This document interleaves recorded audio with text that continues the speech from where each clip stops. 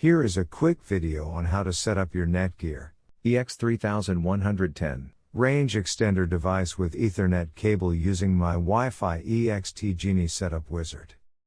So without wasting any time, let's dive into the video. The first thing that you will need to do is take out your range extender from the box and plug it into an AC volt outlet. Wait till the extender is successfully booted up and the light on the extender becomes solid green from amber. Connect range extender and Netgear router with each other using an Ethernet cable. Make sure that your extender and router are in the same room during the setup process.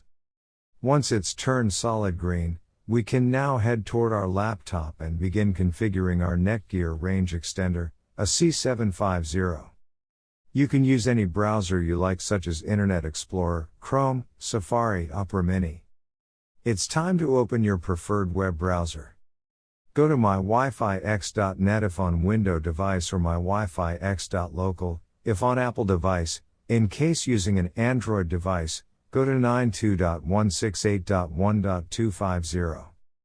A screen appears in front of you, and now click on the new extender setup that leads you to a new page, where you will need to create a new account in order to install your extender, and this page is called the Netgear Genie Smart Wizard.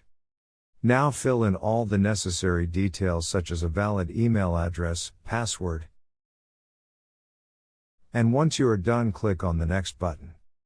Now you had two choices, as you can either set up your range extender device as a range extender or as an access point. We are going to click on the range extender, and then it will scan for the available networks and give you a list of all the networks available.